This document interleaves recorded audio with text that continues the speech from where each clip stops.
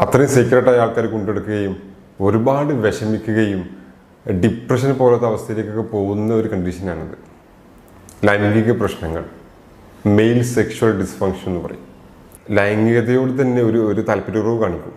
കാരണം അയാൾക്ക് നന്നായിട്ട് പെർഫോം ചെയ്യാൻ പറ്റില്ല എന്നുള്ള ഒരു ബാക്ക്ഗ്രൗണ്ട് തോട്ട് അയാൾ അതിലേക്ക് പോകുന്നതിന് തടയും. അങ്ങനെ വരുമ്പോഴൊരു വിഷമം എന്താ വെച്ചാൽ സ്വാഭാവികമായിട്ട് ലൈംഗികത നടക്കാണ്ടിരിക്കുകയും ഭാര്യയിലും ഈ പ്രശ്നങ്ങൾ ഉണ്ടാക്കും. പ്രിമച്ചർ ജാക്കുലേഷൻ ഹസ്ബൻഡിനുണ്ട് എന്നതിനേക്കാളും പ്രശ്നം ഇത് വൈഫ് സാറ്റിസ്ഫൈഡ് ആകുന്നില്ല എന്നുള്ളതാണ്. അവർക്ക് ഓർഗാസിലേക്ക് എത്താൻ പറ്റുന്നില്ല എന്നുള്ളതാണ്. അപ്പോൾ എങ്ങനെയൊക്കെ ഓർഗാസിലേക്ക് എത്തിക്കാൻ പറ്റും എന്ന രീതികളൊക്കെ പ്രാക്ടീസ് ചെയ്താൽ ഇത് നല്ലൊരു ശതമാനം വരെ പരിഹരിക്കപ്പെടും എന്നുള്ളതാണ്. ഇപ്പോൾ ലൈംഗികതയെ പറ്റുന്ന ഇഞ്ചുറീസ്, നമ്മളെ ബാക്ക് പെയിൻ, നട്ടലിന് പറ്റുന്ന ഇഞ്ചുറികളൊക്കെ പിന്നെ പ്രീമച്ചർ ജാക്കുലേഷൻ അതല്ലെങ്കിൽ ഇറക്ടൈൽ ഡിസ്ഫങ്ഷനിലേക്കൊക്കെ നയിച്ചേക്കാം. ഓക്കെ, അപ്പോൾ അതൊക്കെ ഉണ്ടെങ്കിൽ ആ രീതിയിൽ ട്രീറ്റ്മെൻറ്റ് എടുക്കുക, എന്നിട്ട് അത് കറക്റ്റ് ചെയ്യുക. ഇത്രയൊക്കെയാണ് വളരെ കോമൺ ആയിട്ട് കാണുന്ന പുരുഷന്മാരിലെ പ്രശ്നങ്ങൾ. ഇപ്പം പുരുഷന്മാരിൽ ഏകദേശം 50% ആൾക്കാരും ഫേസ് ചെയ്യുന്ന മർമ്മപ്രധാന കാര്യം പറയാനാണ് ഞാൻ വന്നിട്ടുള്ളത്. ഞാൻ ഡോക്ടർ ഫാസിൽ മുഹമ്മദ്, കൗൺസിലിംഗ് സൈക്കോളജിസ്റ്റാണ്, chief homeopathy consultant, olive homeopathy clinic, Keesheri, Malappuram ജില്ല. പക്ഷെ 50% ആണുങ്ങൾ ഇത് സഫർ ചെയ്യുന്നുണ്ടെങ്കിലും 20% പേര് മാത്രമേ ഒരു പ്രോപ്പർ സൊല്യൂഷൻ ഇതിന് തേടാറുള്ളൂ, അല്ലെങ്കിൽ ട്രീറ്റ്മെൻറ്റിന് അവർ പോകാറുള്ളൂ. അത്രയും സീക്രട്ടായ ആൾക്കാർ കൊണ്ടെടുക്കുകയും ഒരുപാട് വിഷമിക്കുകയും ഡിപ്രഷൻ പോലത്തെ അവസ്ഥയിലേക്കൊക്കെ പോകുന്ന ഒരു കണ്ടീഷനാണിത്.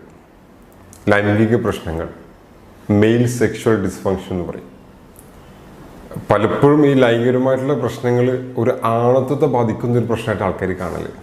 അയാളുടെ ആണത്വം അതിലാണ്. അപ്പം അത് പുറത്തറിഞ്ഞാൽ എന്തോ ഒരു വിഷമമുള്ള പോലെയാണ്. ഇതെല്ലാവരോടും പറയണം എന്നല്ല, ഇതൊരു പ്രോപ്പർ സൊല്യൂഷൻ ഉണ്ടോ എന്ന് അന്വേഷിക്കണം എന്ന് ഞാൻ പറഞ്ഞു വരുന്നുള്ളൂ. അപ്പോൾ അതുകൊണ്ട് തന്നെ സ്വന്തം പാർട്ട്ണറോട് പോലും ഇത് പറയൂല. പാർട്ട്ണറോട് ചോദിക്കുകയാണെങ്കിൽ തന്നെ എന്തെങ്കിലുമൊക്കെ പറഞ്ഞ് ഒഴിഞ്ഞു മാറും. പലരും ക്ലിനിക്കിലെത്ത ഭാര്യമാർ നിർബന്ധിച്ചിട്ട് നിങ്ങളൊന്ന് പോയി നോക്കൂ, സൊല്യൂഷൻ ഉണ്ടാവില്ല എന്നൊക്കെ ചോദിച്ച് പറഞ്ഞു വിടുന്നവരാണ്. അവർ ഗൂഗിളിൽ സെർച്ച് ചെയ്തൊക്കെയാണ് നമ്മുടെ അടുത്ത് ക്ലിനിക്കിലെത്തുക. ഞാൻ പറഞ്ഞു വരുന്നത് ഇതൊക്കെ പരിഹരിക്കപ്പെടാത്തൊരു പ്രശ്നമാണ്. അതല്ലെങ്കിൽ അയാൾ ചെറുപ്പകാലത്ത് ചെയ്ത ചില തെറ്റുകൾ എന്ന് തോന്നിക്കുന്ന കുറച്ച് കാര്യങ്ങൾ, മാസ്റ്റർബേഷൻ, സ്വയംഭോഗം ചെയ്യൽ, അത്തരം സംഗതി മൂലമാണ് ഞാൻ ഈ ഒരു അവസ്ഥയിലേക്ക് എത്തിയതെന്ന് ഇയാൾ സ്വയം ചിന്തിക്കുകയും ഇനി അതിൽ നിന്നൊരു പരിഹാരമില്ലാന്ന് ചിന്തിക്കുകയൊക്കെ ചെയ്യുന്നത് കൊണ്ടാണ് പലപ്പോഴും ഇവർ ട്രീറ്റ്മെൻറ്റ് പോകാൻ തന്നെ മടിക്കുന്നത്. ഓക്കെ, അപ്പം അങ്ങനെയൊന്നും കരുതേണ്ട കാര്യമില്ല. ഇത് അത്തരം സംഗതികളെയല്ല പരിഹരിക്കാവുന്നതേ ഉള്ളൂ. പുരുഷന്മാരുമായി ബന്ധപ്പെട്ട എല്ലാ ലൈംഗിക പ്രശ്നങ്ങളും നമുക്കിന്ന് ഡിസ്കസ് ചെയ്യുന്നില്ല. ഏറ്റവും പ്രധാനപ്പെട്ട 2 കാര്യങ്ങൾ ഞാൻ ഇന്ന് പറയാൻ ആഗ്രഹിക്കുന്നുള്ളൂ. ഒന്ന് ഇറക്ടൈൽ ഡിസ്ഫങ്ഷൻ, രണ്ടാമത്തെ പ്രീമച്ചർ ജാക്കുലേഷൻ, ബലക്കുറവും പെട്ടെന്ന് ശുക്ലം പോകുന്നൊരവസ്ഥ, ശീഘ്രസ്ഖലനമാണ് ഞാനിന്ന് പറയാൻ പോകുന്നത്. ഇറക്ടൈൽ ഡിസ്ഫങ്ഷൻ അല്ലെങ്കിൽ ബലക്കുറവ് എന്ന് പറയുമ്പോൾ സാധാരണ ഇതിലത് പറയാറ് എന്താണിതെന്ന് ചോദിച്ചു കഴിഞ്ഞാൽ ഒരു പ്രോപ്പറായിട്ടുള്ള ലൈംഗിക ബന്ധത്തിന് ലൈംഗിക അവയം നല്ല സ്ട്രെങ്ത്തിൽ നിൽക്കാണ്ടിരിക്കുക എന്നുള്ളതാണ്. ഉദ്ധരിച്ച് നിൽക്കാണ്ടിരിക്കുന്നതിനാണെന്ന് പറയാം. ചില ആൾക്കാരിൽ അത് ഇൻ ദി ബിഗിനിങ്, ഇപ്പോൾ ലൈംഗിക ബന്ധം തുടങ്ങുമ്പോഴേ തന്നെ ഇത് ഉദ്ധരിച്ച് നിൽക്കില്ല. ചിലരിൽ ഇത് ആദ്യം ഉദ്ധരിക്കുകയും ഓർഗാസത്തിൽ എത്തുന്നതിന് മുമ്പ് തന്നെ ഈ ബലത്തിൽ നിൽക്കുന്ന ലൈംഗികാവയവം ചുരുങ്ങിപ്പോവുകയും ചെയ്യും. ഈ 2 അവസ്ഥയാണ് ഇത് പൊതുവെ ഉണ്ടാവില്ലേ. 2 ടൈപ്പാണ് ഇതിലുള്ളത്. ഒന്ന് ലൈഫ് ലോങ് പി എന്ന് പറയും, രണ്ടാമത്തെ അക്വയർഡ് പി. ലൈഫ് ലോങ് എന്ന് പറഞ്ഞാൽ ആളുടെ ഫ്രം ദി ബിഗിനിങ്, ജീവിതകാലം മുഴുവൻ ആൾ അങ്ങനെ തന്നെയാണ്, ബലത്തിൽ ഒരു സമയത്ത് നിന്നിട്ടുണ്ടാവില്ല. അക്വയർഡ് ആകുമ്പോൾ ഒരു സമയത്ത് നല്ല രീതിയിൽ അത് വർക്കാവുകയും കുറച്ച് കാലങ്ങൾക്ക് അല്ലെങ്കിൽ കുറച്ച് വർഷങ്ങൾക്ക് ശേഷം ചില ഏജിലെത്തുമ്പോൾ, കല്യാണം കഴിഞ്ഞ് കുറച്ച് കാലത്തിന് ശേഷം ഈ അവസ്ഥയിലേക്ക് എത്തുകയും ചെയ്യും. ഭർത്താക്കന്മാരിൽ ശരിക്കും ഇതൊരു ഡിപ്രഷൻ അവസ്ഥ ഉണ്ടാക്കും ഈ ഒരു ബലക്കുറവ്. ഞാൻ നേരത്തെ പറഞ്ഞ പോലെ ആണത്വമാണല്ലോ, ഇതാണ് ആണത്വം എന്ന് തെറ്റിദ്ധരിക്കുകയും ഇത് നന്നായിട്ട് പെർഫോം ചെയ്യാൻ പറ്റാഞ്ഞാൽ ഞാനൊരു ആണല്ല, ഇത് നമ്മൾ പെർഫോമൻസ് ആങ്സൈറ്റി എന്ന് പറയും. ഇത് ഇവഞ്ച്വലി ഡിപ്രഷനിലേക്ക് എത്തും, റിക്കറൻറ്റ് ഡിപ്രസീവ് ഡിസോർഡറിലേക്ക് വരെ ഇതൊക്കെ പോകും. ആൾക്കാരോട് സംസാരിക്കാത്ത അവസ്ഥ, മിണ്ടാനുള്ളൊരു വിഷമം, ഒരു അപകർഷതാബോധം, ഒരു കോൺഫിഡൻ്റ് ആയിട്ട് ഒരു കാര്യം, ഇതിൽ നിന്നല്ല ഒരു കാര്യവും ചെയ്യാൻ പറ്റാത്ത അവസ്ഥയിലേക്ക് എത്താറുണ്ട്. ചില ആൾക്കാരിൽ പെട്ടെന്നൊരു ദിവസം ഇതിങ്ങനെ സംഭവിക്കും. ഇപ്പം ഇറക്ഷൻ ബലക്കുറവ് വരികയും എന്തോ സംഭവിച്ച പോലെ അതിഭീകരമായ ടെൻഷൻ അവസ്ഥ നമ്മൾ ക്ലിനിക്കിൽ വരിക. ഫസ്റ്റ് ഡോക്ടർ ആകെ ഇനി ഒന്നുമില്ല, ഇനി എനിക്കൊന്നും ചെയ്യാനില്ല, വൈഫ് വളരെ ചെറുപ്പമാണ്, ഞാൻ എന്താണ് ചെയ്യുക, ഒരു ഭയങ്കര വെപ്രാളത്തിലെ അവർ സംസാരിക്കുക, എന്തോ നഷ്ടപ്പെട്ട പോലെ. അപ്പോൾ ഞാൻ വളരെ കാമായിട്ട് കാര്യങ്ങൾ പറഞ്ഞ് മനസ്സിലാക്കും. ഒരു വിത്തിൻ 1 വീക്ക് അത് പ്രോപ്പറായിട്ടുള്ള അവസ്ഥയിൽ എത്തിയിട്ടുണ്ടാവും. പക്ഷേ ആ ഒരു 1 വീക്ക് ഇവർ അനുഭവിച്ച് തീർക്കുന്ന ടെൻഷൻസ് ചില്ലറൊന്നും ആവില്ല. പല കാരണങ്ങളൊക്കെ ഉണ്ട് ഇങ്ങനെ സംഭവിക്കാൻ. പലപ്പോഴും കല്യാണം കഴിഞ്ഞ ആദ്യ കുറച്ച് നാളുകളിലൊക്കെ അത് വളരെ വിഷമമായിട്ട് വരലുണ്ട്. 90% ആൾക്കാരിലും ഇതിൻ്റെ പ്രധാനപ്പെട്ട കാരണം സൈക്കോളജിക്കൽ ഇഷ്യൂസാണ്, മനസ്സുമായി ബന്ധപ്പെട്ട കാര്യത്തിലാണ്. ഫിസിക്കലായിട്ടുള്ള അല്ലെങ്കിൽ ഹോർമോൺപരമായിട്ടുള്ള കാര്യങ്ങൾ വളരെ റയർ ആൾക്കാരിൽ ഉണ്ടാവില്ലുള്ളൂ. കല്യാണം കഴിഞ്ഞുകൊണ്ട് ആങ്സൈറ്റി ഉണ്ടാവും. വൈഫ് വീട്ടിലെത്താണ്, ആദ്യമായിട്ട് അത്തരം ഒരു സ്ത്രീയുമായിട്ട് ആ രീതിയിൽ നമ്മൾ ഇടപെടുന്നത്. സ്വാഭാവികമായിട്ടും നമ്മൾ എക്സൈറ്റ്മെൻറ്റ് ഉണ്ടാവും, അതിൻ്റെ കൂടെ ഒരു ഉത്കണ്ഠ ഉണ്ടാവും. എന്താവും, എനിക്ക് നന്നായിട്ട് പെർഫോം ചെയ്യാൻ പറ്റില്ലേ, അത് ഇവഞ്ച്വലി പെർഫോമൻസ് ആങ്സൈറ്റിയിലേക്ക് നീങ്ങും. എനിക്ക് നന്നായിട്ട് പെർഫോം ചെയ്യാൻ പറ്റില്ലേ, എന്തായിപ്പോവും. സ്വാഭാവികമായിട്ടും ആ ഒരു ടെൻഷനും ഈ ആങ്സൈറ്റിയും ഇറക്ടൈൽ ഡിസ്ഫങ്ഷനിലേക്ക് നയിക്കും. അതുപോലെ പാർട്ണറും ആ രീതിയിലാണ്. അപ്പോൾ ഭാര്യയാണെങ്കിലും ആ ഒരു ടെൻഷനിലാണ് അവിടെ വരുന്നത്. അപ്പോൾ ഭാര്യയുടെ അത്ര സുഖകരമില്ലാത്ത മുഖം കാണുമ്പോഴും, എന്ന് വെച്ചാൽ ടെൻഷനായിട്ടുള്ള ഫേസ് കാണുമ്പോഴും, ആ രീതിയിലൊക്കെ സംസാരമൊക്കെ കാണുമ്പോഴൊക്കെ വീണ്ടും ടെൻഷൻസ് കൂടും. സ്വാഭാവികമായിട്ടും അത് ബലക്കുറവിലേക്ക് നയിക്കും. ആ ബലക്കുറവ് ഫസ്റ്റ് നൈറ്റിൽ അല്ലെങ്കിൽ ആദ്യ കുറച്ച് കാലത്ത് സംഭവിക്കുന്ന ബലക്കുറവ് വീണ്ടും ഇവരിൽ ടെൻഷൻസ് ഉണ്ടാക്കും. ഇനി എന്ത് ചെയ്യണം? കുറേ കഴിയുമ്പോൾ ഭാര്യയും ചോദിക്കാൻ തുടങ്ങും, എന്ത് പറ്റി. യഥാർത്ഥത്തിൽ സ്ത്രീകളിലൊരു കണ്ടീഷനുണ്ട്, വജീനിസംസ് എന്ന് പറയും. ഞാൻ മറ്റൊരു വീഡിയോയിൽ ചെയ്തിട്ടുണ്ട്. അവരുടെ യോനിഭാഗത്ത് കട്ടിയായിട്ട് അല്ലെങ്കിൽ മസിൽസ് സങ്കോചിച്ച് നിൽക്കുന്ന ഒരവസ്ഥ, അത് സ്ത്രീകളിൽ ഉണ്ടാകുന്ന ഇതേപോലത്തെ ഒരു അവസ്ഥയാണ്. മാനസികമായിട്ട് വിഷമം ഉണ്ടാകുമ്പോഴോ അല്ലെങ്കിൽ എന്താ പറയുക ടെൻഷൻസ് ഉണ്ടാകുമ്പോഴൊക്കെ ഉണ്ടാകുന്ന ഒരു അവസ്ഥയാണ്. അത് കാരണമാണ് പലപ്പോഴും ലിംഗം ഉള്ളിലേക്ക് ഇൻസേർട്ട് ചെയ്യാൻ പറ്റാതെ വരുന്നത്, ഒരു പ്രോപ്പർട്ടി ലൈംഗികത്തിലേക്ക് വിഷമം ഉണ്ടാക്കുന്നത്. പക്ഷെ അതും ഈ ആളിലേക്ക് ചാർത്തപ്പെടും. ഇയാളിത് ട്രൈ ചെയ്യുകയും കുറച്ച് കഴിയുമ്പോൾ ബലക്കുറവ് വരികയും ചെയ്യുമ്പം സ്വാഭാവികമായിട്ട് അത് ഇറക്ടൈൽ ഡിസ്ഫങ്ഷൻ ആണെന്നും സ്ത്രീക്ക് അതൊരു കുഴപ്പമില്ലെന്ന രീതിയിലേക്ക് വരും. അങ്ങനെ വന്ന് ഡിവോഴ്സ് ആയ ആൾക്കാർ വരെ ക്ലിനിക്കിലേക്കൊക്കെ വരലുണ്ട്. അതല്ല സംഗതി. ഇപ്പോൾ ഈ ആ ആങ്സൈറ്റിയോ അല്ലെങ്കിൽ സ്ത്രീകളിൽ ഉണ്ടാകുന്ന വജീനിസമസോ ആ സംഗതിക്ക് ഡീൽ ചെയ്ത് പ്രോപ്പറായിട്ട് മുമ്പോട്ട് പോകുകയാണെങ്കിൽ വളരെ നല്ല രീതിയിൽ അവർക്ക് ജീവിതം മുമ്പോട്ട് കൊണ്ടുപോകാൻ പറ്റുമായിരുന്നു എന്നാണ് ഞാൻ പറയുന്നത്. ചില ഹോർമോണിൻ്റെ അളവ് കുറവുകൾ, ടെസ്റ്റോസ്റ്ററോൺ പോലത്തെ ഹോർമോണിൻ്റെ അളവ് കുറവുകൾ, ചില ലൈഫ് സ്റ്റൈൽ ഹാബിറ്റുകൾ, സ്മോക്കിംഗ്, ആൽക്കഹോൾ, അതൊക്കെ ഈ ഒരു അവസ്ഥയിലേക്ക് നയിക്കലുണ്ട്. അതിനേക്കാളൊക്കെ മർമ്മപ്രധാനം ഞാൻ നേരത്തെ പറഞ്ഞ ആങ്സൈറ്റിയോ അല്ലെങ്കിൽ എക്സൈറ്റ്മെൻറ്റോ മായി ബന്ധപ്പെട്ട സംഗതികളാണ്. മറ്റു പല സൈക്കോളജിക്കൽ ഇഷ്യൂസും ഇതിലേക്ക് നയിക്കാറുണ്ട്. സൈക്കാട്രിക് ഡ്രഗ്സ് എടുക്കുന്നവരിൽ, ചില മാനസികപരമായിട്ടുള്ള മരുന്ന് കഴിക്കുന്നവരിലും ഈ ഒരു വിഷമങ്ങൾ ഉണ്ടാവലുണ്ട്. ചില ചെറിയ ചെറിയ രീതിയിലുള്ള ലൈഫ് സ്റ്റൈൽ മോഡിഫിക്കേഷൻസ് ഒക്കെ നല്ല മാറ്റങ്ങൾ ഇതിലുണ്ടാക്കും. പ്രോപ്പറായിട്ടൊരു എക്സസൈസ് ചെയ്യാം. ഞാൻ ആദ്യം പറഞ്ഞു, കല്യാണം കഴിഞ്ഞ് ഉടനെ വരുന്ന ഇത്തരം പ്രശ്നങ്ങളെ നിങ്ങൾ തീർച്ചയായിട്ടും ഒരു കൗൺസിലിങ്ങിന് വിധേയനാവുകയും അല്ലെങ്കിൽ സെക്സ് തെറാപ്പിസ്റ്റിനെ കണ്ടത് പ്രോപ്പറായിട്ടുള്ള ട്രീറ്റ്മെൻറ്റ് എടുക്കണം. അത് കഴിഞ്ഞ് കുറച്ച് ഏജ്ഡ് ആയിട്ടുള്ള ആളാണെങ്കിൽ അവർക്കൊക്കെ ഈ ഒരു കൺസൾട്ടേഷൻ്റെ കൂടെ ഡോക്ടറെ കാണിക്കുന്നതിൻ്റെ കൂടെ നിങ്ങൾ ചെയ്യേണ്ട കാര്യമാണ്, മരുന്നിനപ്പുറം നിങ്ങൾ ചെയ്യേണ്ട കാര്യങ്ങളാണ്. റെഗുലറായിട്ട് എക്സസൈസ് ചെയ്യണം. ബ്ലഡ് അങ്ങോട്ട് റഷ് ചെയ്യുമ്പോഴാണ് നമ്മുടെ ലിംഗം ഉദ്ധരിച്ച് നിൽക്കുന്നത്. അത് സ്പോഞ്ച് പോലത്തെ അവയവമാണ്, അതിലേക്ക് അറകളിലേക്ക് ബ്ലഡ് എത്തുമ്പോഴാണ് ഇത് പ്രോപ്പറായിട്ട് ഉദ്ധരിച്ച് നിൽക്കുക. അപ്പം ആ ഒരു സർക്കുലേഷൻ ഇൻക്രീസ് ചെയ്യാനായിട്ട് റെഗുലർലി എക്സസൈസ് ചെയ്യണം. റെഗുലർലി എക്സസൈസ് ചെയ്യാന്ന് പറയുമ്പം ആഴ്ചയിൽ 5 ദിവസമെങ്കിലും 45 മിനിറ്റ് നന്നായിട്ട് വിയർക്കുന്ന രീതിയിൽ എക്സസൈസ് ചെയ്യുന്നതാണ് നല്ലത്. 3 ലിറ്ററെങ്കിലും അല്ലെങ്കിൽ 8 മുതൽ 12 ഗ്ലാസ് വരെയെങ്കിലും വെള്ളം കുടിക്കാൻ ശീലമാക്കുക. റുമ്മമ്പഴം, അവഗാഡോ, ചില നട്ട്സുകൾ, ഓയിസ്റ്റർ പോലുള്ള ഫിഷ് സംഗതികളൊക്കെ ഫുഡിൽ ഉൾപ്പെടുത്തിയാൽ വളരെ നന്നാവും. സ്മോക്ക് ചെയ്യുന്ന ആളാണെങ്കിൽ സ്മോക്ക് ക്വിറ്റ് ചെയ്യുക. സ്മോക്കിങ് പതിയെ പതിയെ നിർത്തുക എന്നൊരു പ്രോസസ്സ് സ്മോക്കിങ്ങിൽ ഇല്ല എന്ന് പറയാം. സ്മോക്കിംഗ് ക്വിറ്റ് ഒറ്റയടിക്ക് നിർത്തണം, അപ്പോഴേ അത് നിൽക്കുള്ളൂ. അപ്പോൾ സ്മോക്കിങ്ങും ഇതിന് വിഷമമായിട്ട് വരാറുണ്ട്. ആൽക്കഹോൾ അമിതമായിട്ട് കഴിക്കുന്നവരിലും അത് പ്രശ്നങ്ങളുണ്ടാക്കും. കാരണം ഈ ആൽക്കഹോൾ അമിതമായിട്ട് ചെന്ന് കഴിഞ്ഞാൽ ഈ ടെസ്റ്റോസ്റ്ററോണിൻ്റെ അളവ് അത് കുറയ്ക്കും, ഈസ്ട്രോജൻ്റെ അളവ് അത് കൂട്ടുകയും ചെയ്യും. അപ്പോൾ സ്വാഭാവികമായിട്ടും ഈ വിഷമങ്ങൾ അത് ഉണ്ടാക്കും. ഈ ഇറക്ടൈൽ ഡിസ്ഫങ്ഷനിലെ ആൾക്കാർ പലപ്പോഴും ലൈംഗികതയോട് തന്നെ ഒരു താല്പര്യക്കുറവ് കാണിക്കും. കാരണം അയാൾക്ക് നന്നായിട്ട് പെർഫോം ചെയ്യാൻ പറ്റില്ല എന്നുള്ള ഒരു ബാക്ക്ഗ്രൗണ്ട് തോട്ട് അയാൾ അതിലേക്ക് പോകുന്നതിന് തടയും. അതിന് വരുമ്പോഴൊരു വിഷമം എന്താ വെച്ചാൽ സ്വാഭാവികമായിട്ട് ലൈംഗികത നടക്കാണ്ടിരിക്കുകയും ഭാര്യയിലും ഈ പ്രശ്നങ്ങൾ ഉണ്ടാക്കും. ഭാര്യയ്ക്കും കുറച്ച് കഴിഞ്ഞാൽ ലൈംഗിക വിരക്തി വരും. കാരണം അത്തരം ഒരു സംഗതി ഇയാളുടെ നിന്ന് കിട്ടുന്നില്ല. അതുകൊണ്ട് തന്നെ ഭാര്യയിലും ലൈംഗിക വിരക്തി ഉണ്ടാവും. ഒരു കല്യാണം കഴിഞ്ഞ ഒരു കപ്പിളിന് നല്ല രസകരമായി ലഭിക്കേണ്ട ഒരു സംഗതി മിസ്സാകുമ്പോൾ അതെല്ലാത്തിനും ബാധിക്കും. നല്ലൊരു ലൈംഗികത വളരെ സന്തോഷകരമായ ഒരു ദാമ്പത്യ ബന്ധത്തിലേക്ക് നയിക്കുന്ന പറയാം. നമ്മൾ ചുമ്മാ ഹഗ് ചെയ്താൽ തന്നെ ഓക്സിറ്റോസിൻ എന്ന ഹോർമോൺ റിലീസാകും രണ്ടുപേരിലും. അത് ബന്ധങ്ങളെ ദൃഢാക്കും. അത് ഭാര്യനാവുന്നില്ല. ഇപ്പോൾ നമ്മൾ മക്കളെ ഹഗ് ചെയ്താലും മകൻ അമ്മമാരെ ഹഗ് ചെയ്താലും ഒക്കെ ഈ സാധനം ഉണ്ടാവും. ഓക്സിറ്റോസിൻ റിലീസാവും. അത് ഈ ബന്ധങ്ങളെ ദൃഢാക്കും. അപ്പം ലൈംഗിക ബന്ധം കുറയുക വഴി ഈ റിലേഷൻഷിപ്പിൽ തന്നെ പ്രശ്നങ്ങളുണ്ടാവും. അതായത് പഴയ പോലത്തെ ഒരു ഇൻറ്റിമസിയോ ഒരു സ്നേഹമൊന്നും വൈഫ് കാണിച്ചോളുന്നില്ല. അത് വൈഫിന് കിട്ടുന്നില്ല എന്നതുകൊണ്ടല്ല, വൈഫിൻ്റെയും ശാരീരികമായിട്ട് ചില മാറ്റങ്ങൾ ഉണ്ടാവും എന്നർത്ഥം. ഇറക്ടൽ ഡിസ്ഫങ്ഷൻ മറ്റൊരു പ്രധാനപ്പെട്ട കോസാണ് ഈ റിലേഷൻഷിപ്പിലെ പ്രശ്നങ്ങൾ. ഭാര്യയും ഭർത്താവും തമ്മിലുള്ള അടി, ചുമ്മാ തർക്കിക്കൽ. മൈൻഡ് വളരെ ഇമ്പോർട്ടൻ്റ് ആണ്. നല്ല പീസ്ഫുൾ ആയിട്ടുള്ള മൈൻഡ് വളരെ ഇമ്പോർട്ടൻ്റ് ആണ് ലൈംഗികതയ്ക്ക്. ഓട്ടോണോമസ് നെർവുകളാണ് ഇതിനെ കൺട്രോൾ ചെയ്യുന്നത്. നമുക്ക് നമ്മളെ കൈയും കാലം ഹാൻഡിൽ ചെയ്യുന്ന പോലെ ലൈംഗിക അവയവത്തെ നമുക്ക് ഹാൻഡിൽ ചെയ്യാൻ കഴിയില്ല.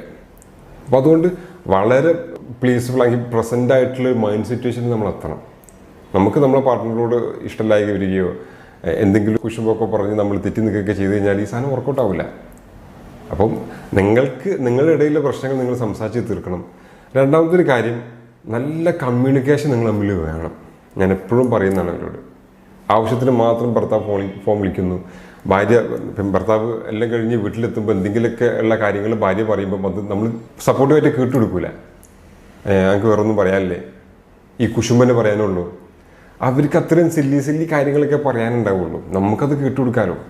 സാധാരണ ഒരു സൈക്കോളജിക്കൽ കാര്യമായിട്ട് പറയാറുണ്ട്, ഒരു സ്ത്രീ 10,000 വാക്കുകളാണ് ആവറേജ് ഒരു ദിവസം സംസാരിക്കേണ്ടത്, അല്ലെങ്കിൽ അങ്ങനെ സംസാരിക്കും. പുരുഷൻ പക്ഷെ 5,000 സംസാരിക്കുള്ളൂ എന്ന് പറയലുണ്ട്. അപ്പം ആണുങ്ങളുടെ കേസിൽ അവരുടെ വർക്കൊക്കെ കഴിഞ്ഞ് ഈ 5,000 എന്നത് 7,000 ഒക്കെ കഴിഞ്ഞിട്ട് അവർ വീട്ടിലെത്തുക. അപ്പോഴേക്കും ഭാര്യയുടെ സംസാരം തുടങ്ങുക. ഭാര്യയുടെ ഈ 10,000-ൽ 1,000 ചിലവായിട്ടുണ്ടാവുള്ളൂ, ബാക്കി 9,000 ബാക്കിയാണ്. അപ്പോൾ ഇവർ സംസാരിക്കാൻ തുടങ്ങും. സ്വാഭാവികമായിട്ട് നമ്മൾ മൈനസിലാണ് ഓടുന്നത്. അപ്പോൾ ഇത് എന്തിലേക്ക് നയിക്കും? കേൾക്കാനുള്ളൊരു ഇൻട്രസ്റ്റ് കുറയ്ക്കും. ഇത് പൊതുവെ ആണുങ്ങളിൽ കേൾക്കാനുള്ള ഇൻട്രസ്റ്റ് കുറയ്ക്കും. അപ്പോൾ അവർ അത് റിജക്റ്റ് ചെയ്യാൻ നോക്കും. അങ്ങനെ വരുമ്പോൾ ഇവരുടെ ഇടയിലെ കമ്മ്യൂണിക്കേഷൻസ് കുറയും. സ്വാഭാവികമായിട്ട് അത് റിലേഷൻഷിപ്പ് പ്രശ്നങ്ങൾ ഉണ്ടാക്കും. ചെറിയ കാര്യത്തിന് ദേഷ്യം പിടിക്കുന്നൊരവസ്ഥയിലേക്ക് വരും. ഭർത്താവ് ആഗ്രഹിക്കുന്ന കാര്യങ്ങൾ ഭാര്യ ചെയ്യാണ്ട് വരും. അതിലൊന്നും ഇൻറ്റിമസി ഉണ്ടാവില്ല എന്നർത്ഥം. അപ്പോൾ നിങ്ങൾ തമ്മിലുള്ള റിലേഷൻഷിപ്പ് ദൃഢമാക്കുന്ന എല്ലാ കാര്യങ്ങളും നിങ്ങളുടെ അടുത്ത് ഉണ്ടാവാൻ വേണം. അപ്പോഴാണ് ഇതൊക്കെ പ്രോപ്പറായിട്ട് വർക്കൗട്ട് ആവുള്ളൂ. ചില പഠനങ്ങളൊക്കെ പറയുന്നത്, ഇപ്പോൾ ഭർത്താവിന് ഇറക്ടൈൽ ഡിസ്ഫങ്ഷൻ ഉണ്ടെങ്കിൽ, ഇപ്പോൾ പ്രോപ്പറായിട്ട് ഉദ്ധരിച്ച് നിൽക്കാത്തൊരവസ്ഥ ഉണ്ടെങ്കിൽ അത് സ്ത്രീകളുടെ ലൈംഗിക താല്പര്യം കുറയ്ക്കുമെന്ന് ഞാൻ പറഞ്ഞല്ലോ നേരത്തെ. അങ്ങനെ കുറവുണ്ടായിക്കഴിഞ്ഞാൽ പിന്നീട് ലൈംഗികത്തിൽ ഏർപ്പെടുമ്പോൾ സ്ത്രീകൾക്ക് അത് പെയിൻഫുൾ അവസ്ഥയുണ്ടാവും. ഡിസ്പെറൂനിയ എന്ന അവസ്ഥയിലേക്ക് എത്തും. പ്രോപ്പറായിട്ടുള്ള രീതിയിൽ ലൂബ്രിക്കേഷൻസ് ഇല്ലാണ്ട് വരും. അപ്പോൾ സ്വാഭാവികമായിട്ടും അത് പെയിൻഫുൾ ആയിട്ടുള്ള ഒരു ലൈംഗികത്തിലേക്ക് നയിക്കും. അപ്പം എങ്ങനെ വന്നാലും ഇത് പ്രോപ്പറായിട്ട് ഡീൽ ചെയ്ത് കറക്റ്റ് ചെയ്ത് പോകണമെന്നർത്ഥം. സമയത്ത് ഇത് സംസാരിക്കണം, ഭാര്യയോട് സംസാരിക്കണം. എന്തെങ്കിലും പ്രശ്നമുണ്ടോ, സാറ്റിസ്ഫൈഡ് ആണോ അല്ലേ, എനിക്കെന്തെങ്കിലും പ്രശ്നങ്ങളായിട്ട് ഫീൽ ചെയ്യുന്നുണ്ടോ, ഞാൻ എന്തെങ്കിലും ചെയ്യേണ്ടതുണ്ടോ, അവർക്ക് നല്ല രീതിയിൽ കമ്മ്യൂണിക്കേറ്റ് ചെയ്ത് ആ കമ്മ്യൂണിക്കേഷൻസിന് ഒരുപാട് പ്രശ്നങ്ങൾ കുറയ്ക്കുമെന്നാണ് പറയുന്നത്. ഞാൻ നേരത്തെ പറഞ്ഞത് സൈക്കോളജിക്കലാണ് ഇഷ്യൂ. ഇങ്ങനെ നിങ്ങൾ ഭാര്യയായിട്ട് കമ്മ്യൂണിക്കേറ്റ് ചെയ്യുമ്പോൾ, സംസാരിക്കുമ്പോൾ വളരെ സപ്പോർട്ടീവായിട്ട് അവരിന്ന് ഇങ്ങോട്ട് സംസാരിച്ചു തുടങ്ങും. നമുക്കൊരു കെയർ തരും, ഒരു സപ്പോർട്ട് തരും. അതൊരു കോൺഫിഡൻസ് ലെവൽ നമുക്ക് കൂട്ടും അല്ലേ. അപ്പം നമുക്കും ഇതിൽ നിന്ന് പുറത്തേക്കാനുള്ള ഒരു അവസരം തരും. ഇനി മാത്രമല്ല, ധൈര്യമായിട്ട് നമുക്ക് ഡോക്ടറെ അടുത്ത് പോകാൻ, കാര്യങ്ങൾ സംസാരിക്കാനുള്ള ഒരു കോൺഫിഡൻസ് തരും. അപ്പം ഇതിൻ്റെ ബേസിക് സംഗതി കമ്മ്യൂണിക്കേഷൻ തന്നെയാണ് എന്നർത്ഥം. പുരുഷന്മാരിൽ കാണുന്ന ഏറ്റവും പ്രധാനപ്പെട്ട അടുത്തൊരു ലൈംഗിക പ്രശ്നമാണ് പ്രിമിറ്റീവ് ഇജാക്കുലേഷൻ, ക്ഷയികസ്ഖലനം എന്ന് പറയും. പെട്ടെന്ന് ഇജാക്കുലേറ്റ് ചെയ്ത് പോവുക. അതിനൊരു ഡെഫിനേഷൻ പറയുകയാണെങ്കിൽ നമുക്ക് കറക്റ്റ് പറയാൻ പറ്റില്ല. ഡെഫിനേഷന് ഭയങ്കര രസകരമായ ഡെഫിനേഷൻസാണ്. ICD-10, അതായത് ഈ അസുഖങ്ങൾ ക്ലാസിഫൈ ചെയ്യുന്ന ഒരു സംഗതിയാണ് ICD എന്നൊക്കെ പറയുന്നത്. ICD-10 അതിൽ പറയുന്നത് 15 സെക്കൻഡ് നല്ല രീതിയിൽ പ്രോപ്പറായിട്ട് ലൈംഗിക ബന്ധത്തിൽ ഏർപ്പെടുക. അതിനും താഴെയാണ്, 15 സെക്കൻഡിലും താഴെയാണെങ്കിലാണ് പ്രിമിറ്റീവ് ഇജാക്കുലേഷൻ എന്ന് പറയുന്നത്. വേറൊരു ഡെഫിനേഷനിൽ 1 മിനിറ്റ് പ്രോപ്പറായിട്ട് ഒരു ആണിന് 1 മിനിറ്റിലധികം പെനിട്രേറ്റഡ് സെക്സ് ചെയ്യുമ്പോഴേക്ക് ശുക്ലം പോകുന്നുണ്ടെങ്കിൽ അതാണ് പ്രിമിറ്റീവ് ഇജാക്കുലേഷൻ എന്ന് പറയുന്നുണ്ട്. ക്ഷയികസ്ഖലനം പെട്ടെന്ന് തീർന്നു പോവുക. ഞാൻ സാധാരണ പറയില്ല, അതല്ല ഇവിടെ പ്രശ്നം. രണ്ടുപേരും സാറ്റിസ്ഫൈഡ് ആണോ അല്ലേ എന്നുള്ളതാണ് പോയിന്റ്. ആ ലൈംഗിക ബന്ധത്തിൽ രണ്ടു പേർക്കും ഓർഗാസത്തിലേക്ക് എത്താൻ പറ്റിയിട്ടുണ്ടോ ഇല്ലേ എന്നുള്ളതാണ്. അത് എത്തിയിട്ടുണ്ട്, ഒരുപാട് സമയം ഒന്നും കിട്ടിയില്ല, നോ പ്രോബ്ലം.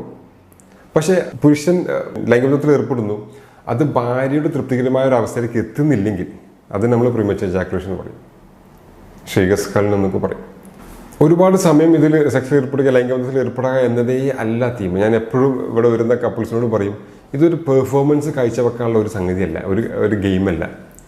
നന്നായിട്ട് പെർഫോം ചെയ്യാൻ പറ്റും, ഒരുപാട് സമയം അതേ അല്ല ഈ സംഗതി. രണ്ടുപേരും ഹാപ്പി ആയിട്ടിരിക്കുക. അറ്റ് ദി എൻഡ് രണ്ടുപേരും ഹാപ്പിയാണ്. അതാണ് ഇതിൽ പോയിന്റ്. ഈ ഹാപ്പി ആവാൻ വേണ്ട ഒരു ഘടകമാണ് ഓർഗാസം. അത് സ്ത്രീക്കും കിട്ടണം, പുരുഷനും കിട്ടണം. പുരുഷന് ഇജാക്കുലേറ്റ് ചെയ്യുമ്പോഴുള്ള ഫീലിങ്സ് ആണ്. സ്ത്രീക്ക് അതിന് പ്രത്യേകിച്ച് ഫീലിങ്സ് ഒന്നുമില്ല. പക്ഷെ അവരോട് ചോദിക്കണം, ഓർഗാസിലേക്ക് എത്താൻ പറ്റിയില്ലേ, അത് അവരോട് ചോദിക്കണം. ആരും പലപ്പോഴും ഇവിടെ വരുന്ന എൻ്റെ ക്ലിനിക്കിൽ ആരും ഇത് ചോദിക്കാറില്ല. അവർക്ക് അറിയില്ല അങ്ങനെ ഒരു സംഗതി ഉണ്ടോ. ചോദിച്ചാലല്ലേ അവർക്കത് പറയാൻ പറ്റുള്ളൂ. അങ്ങനെ കിട്ടിയിട്ടില്ലെങ്കിൽ എന്തൊക്കെ ചെയ്യാൻ പറ്റും, അതൊക്കെ ഒത്തിരി കാര്യങ്ങൾ പറയാനുണ്ട്. അതൊക്കെ ഇത്തരം ഒരു സോഷ്യൽ മീഡിയ നമുക്ക് പറയുന്നതിനൊരു പരിധി ഉണ്ടല്ലോ.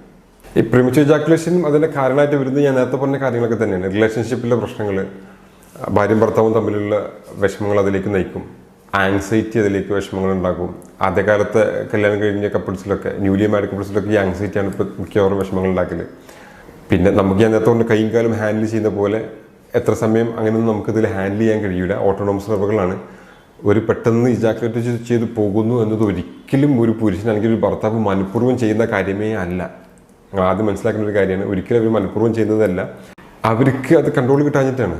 അത് മാത്രമല്ല, അത് അവരുടെ ഫിസിക്കൽ സംഗതിയുമായി ബന്ധപ്പെട്ടല്ല, അവരുടെ ആളത്വമായി ബന്ധപ്പെട്ടോ അല്ലെങ്കിൽ അയാളുടെ ബോഡിയിലെ ആരോഗ്യപരമായി ബന്ധപ്പെട്ടോ അല്ല. അത് ആ തെറ്റിദ്ധാരണയൊക്കെ ദയവേത് സ്ത്രീകളും പുരുഷനും മാറ്റണം. പലപ്പോഴും ഇതെന്തോ ഒരു പ്രശ്നമാണ്, എനിക്കതിന് പറ്റുന്നില്ല, എൻ്റെ ആണത്വപരമായിട്ടുള്ള എന്തോ ഒരു സംഗതികളുണ്ട്. പിന്നെ അത്തരം ചിന്തകളാണ് പലപ്പോഴും ഇവരെ ക്ലിനിക്കിലേക്ക് പോകാൻ ഒരു ഹെൽപ്പ് തരാനൊക്കെ പ്രിവെൻറ്റ് ചെയ്യണം. അതിൽ നിന്നൊക്കെ പിന്മാറാനുള്ളൊരു കാരണം ഇതാണ്. അങ്ങനെയൊന്നും നിങ്ങൾ ചിന്തിക്കേണ്ട കാര്യമില്ല. ഒരിക്കലും അത് നിങ്ങൾ മനഃപൂർവ്വം ചെയ്യുന്നതുമല്ല, നിങ്ങളുടെ ഇടയിൽ എന്തോ പോരായ്മയല്ല. പിന്നെ എങ്ങനെ പരിഹരിക്കണം എന്നുള്ളത് നമുക്കിത്തരം ഒരു സംഗതിയിൽ പറയാൻ കഴിയില്ല. അത് പരിഹരിക്കാനായിട്ട് ഒരു ഡോക്ടറെ കണ്ട് കൺസൾട്ട് ചെയ്ത് റെഡിയാക്കി എടുക്കുക. അതൊക്കെ അതിൻ്റെ പരിഹാരങ്ങളുണ്ട്, മരുന്നുകളുണ്ട്. ഹോമിയോപ്പതിയിലെ സൈഡ് എഫക്ട്സ് ഇല്ലാത്ത വളരെ ഈസി ആയിട്ട് ഇത് റെഡിയാക്കാൻ പറ്റുന്ന മെഡിസിൻസ് ഉണ്ട്. ആ മെഡിസിൻ്റെ കൂടെ തന്നെ കൺസൾട്ടേഷൻ വളരെ ഇമ്പോർട്ടൻ്റ് ആണ്. അതാണ് ഞാൻ ആദ്യം എപ്പോഴും കൺസൾട്ടേഷൻ ഊന്നി പറയാൻ കാര്യം. നിങ്ങൾ തൊട്ടടുത്തുള്ള ഒരു ക്ലിനിക്കൽ സൈക്കോളജിസ്റ്റിനെയോ അല്ലെങ്കിൽ സെക്സ് തെറാപ്പിസ്റ്റിനെ പോയി കാണണം. അവരുടെ ഒരു കൗൺസിലിംഗ് സെഷനാണ് ഏറ്റവും ഇമ്പോർട്ടൻ്റ് ആയിട്ടുള്ളൊരു ഭാഗം. അതിൽ ഒരുപാട് കാര്യങ്ങൾ നിങ്ങൾക്ക് മനസ്സിലാക്കാൻ പറ്റും. എവിടെയാണ് ഫാൾട്ട് പറ്റിയത്, എന്തൊക്കെ തെറ്റിദ്ധാരണകൾ നിങ്ങൾക്ക് ഉണ്ടായിരുന്നു, അതൊക്കെ തിരുത്താൻ പറ്റും. പിന്നെ സപ്പോർട്ടീവായിട്ട് കുറച്ച് മെഡിസിൻസും ചില കേസിലൊക്കെ ചില സപ്ലിമെൻറ്റ്സുകളും ചില മരുന്നുകളൊക്കെ വളരെ എഫക്റ്റീവായിട്ട് ഇതിന് മാറ്റങ്ങൾ ഉണ്ടാക്കുകയും ചെയ്യും. അമിതവണ്ണം, hyper thyroidism, metabolic disorders, hormonal ഇഷ്യൂസൊക്കെ പ്രീമച്വർ ഇജാക്കുലേഷൻ ഉണ്ടാക്കാറുണ്ട് കേട്ടോ. ചില ആൾക്കാരിൽ ഗിൽറ്റി ഫീലിംഗ്, ഈ ഞാൻ തെറ്റ് ചെയ്തു പോയി, ഞാൻ ചെറുപ്പകാലത്തൊക്കെ ഒരുപാട് മാസ്റ്റർബേറ്റ് ചെയ്തിട്ടുണ്ട്, അങ്ങനെ ആ ഗിൽറ്റി ഫീലിംഗ് ഉണ്ടല്ലോ, ഒരു തെറ്റ് ചെയ്തു എന്നുള്ള ഫീലിങ്സ്, അതും ഇതിലേക്ക് നയിക്കലുണ്ട്. അങ്ങനെയുള്ള ആൾക്കാരുടെ സംഗതി എന്താ വെച്ചാൽ അവർ മിക്ക കേസുകളും അവർ ട്രീറ്റ്മെൻറ്റ് എടുക്കാറില്ല. ഇപ്പോൾ ചില ആൾക്കാർ നമ്മൾ വാട്സപ്പ് വഴി ചോദിക്കും, ഡോക്ടറെ എനിക്ക് ഇങ്ങനെ ഒരു ഇഷ്യൂ ഉണ്ട്, ഞാൻ ചെറുപ്പകാലത്ത് ഇങ്ങനെ ഒരുപാട് ചെയ്തിരുന്നു, അതിൻ്റെ ഫലമായിട്ടാണോ ഇങ്ങനെ, അതുകൊണ്ട് എനിക്ക് ഭയങ്കര ഡിപ്രസ്ഡാണ്, എനിക്കൊന്നും ചെയ്യാൻ കഴിയുന്നില്ല എന്നൊക്കെ അവർ പറയലുണ്ട്. ഒരിക്കലും അതും ഇതുമായിട്ട് കണക്റ്റഡേ അല്ല. നിങ്ങൾ അതിൻ്റെ പേരിൽ ഒരു ട്രീറ്റ്മെൻറ്റ് എടുക്കാണ്ടിരിക്കരുത്. അതൊക്കെ നമുക്ക് വളരെ നല്ല രീതിയിലേക്ക് മാറ്റാൻ പറ്റുന്ന സംഗതിയാണ്. ഈ നല്ല രീതിയിൽ നല്ല സംഗതി എന്നൊക്കെ ഞാൻ പറയാൻ കാര്യം അങ്ങനെയൊക്കെ ഇതിൽ പറയാൻ പറ്റുള്ളൂ, ടോപ്പിക് അങ്ങനെ ആയതുകൊണ്ട്. ഓക്കെ, പ്രീമച്വർ ഇജാക്കുലേഷൻ്റെ ട്രീറ്റ്മെൻറ്റ് ഓപ്ഷൻസിലേക്ക് വരുമ്പം ബിഹേവിയറൽ തെറാപ്പീസ് ഉണ്ട്, കേഗൽ എക്സസൈസ് ഉണ്ട്. അപ്പോൾ ബിഹേവിയർ തെറാപ്പിയിൽ വരുന്നത് സ്റ്റോപ്പ് ആൻഡ് സ്റ്റാർട്ട് മെത്തേഡ് ഉണ്ട്. അങ്ങനെ ഇപ്പോൾ ഇതിൽ പറയാൻ പറ്റുള്ളൂ. ബാക്കി ഡീറ്റെയിൽ ആയിട്ടൊക്കെ നമുക്ക് കൺസൾട്ടിങ് വരുമ്പോൾ നിങ്ങൾ ഡോക്ടറോട് ചോദിച്ചാൽ അവർ ഡീറ്റെയിൽ ആയിട്ട് പറഞ്ഞുതരും. അതുപോലെ തന്നെ സ്ക്വീസ് മെത്തേഡ് വരുന്നുണ്ട്. അതൊക്കെ നിങ്ങൾ പ്രാക്ടീസ് ചെയ്യുമെങ്കിൽ നമുക്കത് ടാക്കിൾ ചെയ്യാൻ പറ്റും, നമുക്കത് മാറ്റിയെടുക്കാനായിട്ട് പറ്റും. അതിൻ്റെ കൂടെ ഞാൻ നേരത്തെ പറഞ്ഞത് മെയിൻ പ്ലേ വരുന്ന ഓർഗാസത്തിലാണ്. പ്രീമച്വർ ഇജാക്കുലേഷൻ ഹസ്ബൻഡിനുണ്ട് എന്നതിനേക്കാളും പ്രശ്നം ഇത് വൈഫ് സാറ്റിസ്ഫൈഡ് ആകുന്നില്ല എന്നുള്ളതാണ്, അവർക്ക് ഓർഗാസത്തിലേക്ക് എത്താൻ പറ്റുന്നില്ല എന്നുള്ളതാണ്. അപ്പോൾ എങ്ങനെയൊക്കെ ഓർഗാസത്തിലേക്ക് എത്തിക്കാൻ പറ്റും എന്ന രീതികളൊക്കെ പ്രാക്ടീസ് ചെയ്താൽ ഇത് നല്ലൊരു ശതമാനം വരെ പരിഹരിക്കപ്പെടും എന്നുള്ളതാണ്. പെൽവിക് ഫ്ലോർ മസിൽസ് എക്സസൈസൊക്കെ ഒരുപാട് ഈ മാറ്റങ്ങൾ ഉണ്ടാക്കാൻ ഹെൽപ്പ് ചെയ്യും. കീഗൽ എക്സസൈസ് എന്ന് പറഞ്ഞാൽ നമ്മൾ മൂത്രം ഒഴിക്കുമ്പോൾ പിടിക്കുന്ന ഒരു മസിൽ, മൂത്രം ഒഴിക്കുമ്പോൾ നമ്മൾ പിടിക്കൂലേ, മൂത്രം ഹോൾഡ് ചെയ്യൂലേ, അപ്പോൾ കുറച്ച് മസിൽസ് അവിടെ വർക്ക് ചെയ്യുന്നുണ്ട്. ആ മസിൽസ് ടൈറ്റായി തന്നെ ഒരു 3-4 സെക്കൻഡ് ഹോൾഡ് ചെയ്യുക എന്ന് റിലീസ് ചെയ്യുക. അതിന് 10-20 തവണ 2 നേരത്തായിട്ട് നിങ്ങൾ ചെയ്യുമെങ്കിൽ ആ പെൽവിക് ഫ്ലോർ കുറച്ചുകൂടി സ്ട്രെങ്തൻ വെക്കും. അതും ഈ ഒരു അവസ്ഥ മാറ്റിയെടുക്കാൻ ഹെൽപ്പ് ചെയ്യും. അത് ഇറക്ടൈൽ ഡിസ്ഫങ്ഷനിലും നല്ലതാണ്, പ്രീമച്വർ ഇജാക്കുലേഷനും ചെയ്യുന്നത് നല്ലതാണ്. ഇറക്ടൈൽ ഡിസ്ഫങ്ഷൻ പിന്നെ ബലക്കുറവിൽ പറഞ്ഞ പോലെ തന്നെ എക്സസൈസ് വളരെ ഇമ്പോർട്ടൻ്റ് ആണ്. ഞാൻ നേരത്തെ പറഞ്ഞ ഫുഡുകളും ഇതിലും ഇമ്പോർട്ടൻ്റ് ആണ്. ഓക്കെ, പിന്നെ വളരെ കാമായിട്ടിരിക്കുക, റിലാക്സ്ഡ് ആയിട്ടിരിക്കുക, റിലാക്സേഷൻ ടെക്നിക്കുകൾ പ്രാക്ടീസ് ചെയ്യാം, യോഗ പ്രാക്ടീസ് ചെയ്യാം. അതിൻ്റെയൊക്കെ കൂടെ ഇതുമായി ബന്ധപ്പെട്ട കൺസൾട്ടൻറ്റിനെ കാണുക, മെഡിസിൻസും കഴിക്കാം. മെഡിസിൻസ് സപ്പോർട്ടീവായിട്ടൊക്കെ ചെയ്ത് കഴിഞ്ഞാൽ ഇത് നല്ല എഫക്റ്റ് ഉണ്ടാക്കും. ലൈംഗികപരമായിട്ടുള്ള ഏത് പ്രശ്നത്തിലും ബേസിക്കായിട്ട് ചെയ്യേണ്ട നിങ്ങൾ പാലിക്കേണ്ട ഒരു കാര്യം എന്താ വെച്ചാൽ പരസ്പരം കുറ്റപ്പെടുത്താണ്ടിരിക്കുക എന്നുള്ളതാണ്.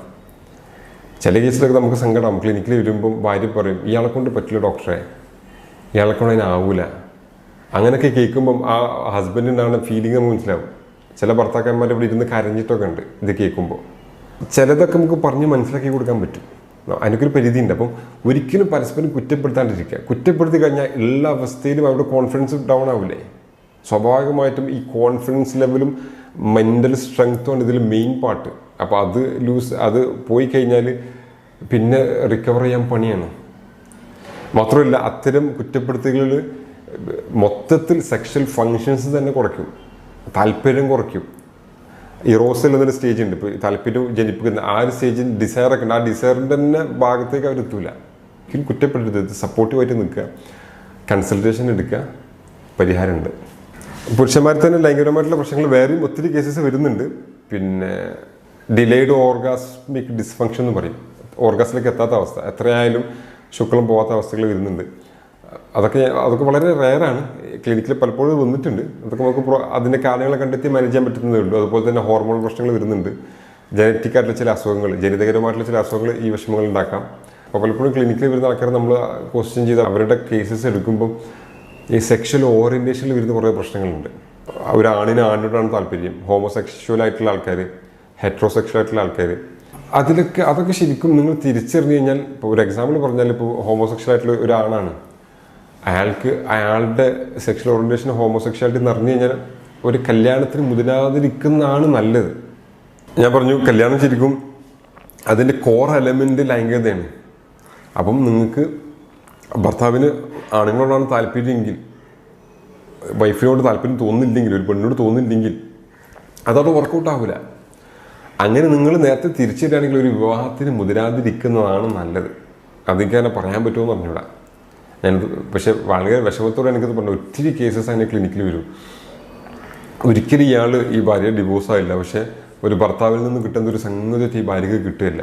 അവസാനം ഇവർ ഇട്ടെറിഞ്ഞു പോയ 10 വർഷമൊക്കെ ക്ഷമിച്ച് നിൽക്കി ഇട്ടെറിഞ്ഞു പോയ കഥകളൊക്കെ ഉണ്ട്. ഞാൻ പറഞ്ഞത് വെച്ചാൽ അതൊക്കെ നമ്മൾ ആദ്യമേ ഐഡൻറ്റിഫൈ ചെയ്ത് അതിനനുസരിച്ച് നീങ്ങുകയാണെങ്കിൽ ഒന്നുകൂടെ നന്നായിരിക്കും. അതുപോലെ തന്നെ ചില ഇഞ്ചുറീസ്, ഇപ്പോൾ ലൈംഗികത്തെ പറ്റുന്ന ഇഞ്ചുറീസ്, നമ്മളെ ബാക്ക് പെയിൻ, നട്ടലിന് പറ്റുന്ന ഇഞ്ചുറികളൊക്കെ പിന്നെ പ്രീമച്വർ ഇജാക്കുലേഷൻ അതല്ലെങ്കിൽ ഇറക്ടൈൽ ഡിസ്ഫങ്ഷനിലേക്കൊക്കെ നയിച്ചേക്കാം. ഓക്കെ, അപ്പോൾ അതൊക്കെ ഉണ്ടെങ്കിൽ ആ രീതിയിൽ ട്രീറ്റ്മെൻറ്റ് എടുക്കുക, എന്നിട്ട് അത് കറക്റ്റ് ചെയ്യുക. ഇത്രയൊക്കെയാണ് വളരെ കോമൺ ആയിട്ട് കാണുന്ന പുരുഷന്മാരിലെ പ്രശ്നങ്ങൾ. അപ്പം നിങ്ങൾക്ക് സംശയങ്ങൾ ഉണ്ടെങ്കിൽ ഈ വീഡിയോക്ക് താഴെ കമൻറ്റ് ചെയ്യാം. അതല്ലെങ്കിൽ എൻ്റെ വാട്സപ്പ് നമ്പറിൽ അതിലേക്കും ടെക്സ്റ്റ് ആക്കിയിട്ട് ചോദിക്കാം. ടെക്സ്റ്റ് ആക്കി ഇടുന്നതാണ് നല്ലത്, അതിന് റിപ്ലൈ വരാൻ സാധ്യത കൂടും. വോയിസ് ആകുമ്പോൾ നമുക്ക് ഒരുപാട് കേൾക്കാൻ പറ്റിക്കൊള്ളണമെന്നില്ല, നമ്മൾ റിപ്ലൈ തരും. വളരെ നല്ല രീതിയിൽ സംസാരിക്കുകയും കമ്മ്യൂണിക്കേറ്റ് ചെയ്യുകയും നിങ്ങളുടെ ലൈംഗിക പ്രശ്നങ്ങൾ ആദ്യം നിങ്ങൾ ഭാര്യയും ഭർത്താവും തമ്മിൽ ഡിസ്കസ് ചെയ്ത് പരിഹരിക്കാൻ പറ്റുന്നതാണോ എന്ന് നോക്കുകയും അതിനും സാധ്യമായില്ലെങ്കിൽ മാത്രം ട്രീറ്റ്മെൻറ്റ് എടുക്കുകയും ചെയ്യാം. ഹോമിയോപ്പതിയിൽ വളരെ എഫക്റ്റീവായിട്ടുള്ള മെഡിസിൻസ് ഈ പ്രീമച്വർ ഇജാക്കുലേഷനും വിശേഷസ്ഖലനത്തിനും ബലക്കുറവിനൊക്കെ ഉണ്ട്. വളരെ എഫക്റ്റീവാണ്, സൈഡ് എഫക്ട്സും ഇല്ല, സേഫായിട്ട് എടുക്കാൻ പറ്റും. നിങ്ങൾക്ക് തൊട്ടടുത്തുള്ള ഹോമിയോ ഡോക്ടറെ കണ്ടാൽ മതി. അതിന് മുമ്പ് ഒരു കൗൺസിലിംഗ് സെഷൻ അറ്റൻഡ് ചെയ്യണമെന്ന് അർത്ഥം. ഇത്രയൊക്കെ പറഞ്ഞ് നമുക്ക് ഈ ഒരു ടോപ്പിക്കോട് അവസാനിപ്പിക്കാം. അടുത്ത നല്ലൊരു ഹെൽത്ത് ടോപ്പിക്കുമായിട്ട് നമ്മൾ വീണ്ടും വരും. ഞാൻ doctor Fazil Muhammad, counselling psychologist, chief homeopathy consultant, olive homeopathy clinic, Keesheri, Malappuram ജില്ല. Thanks for watching. ബൈ.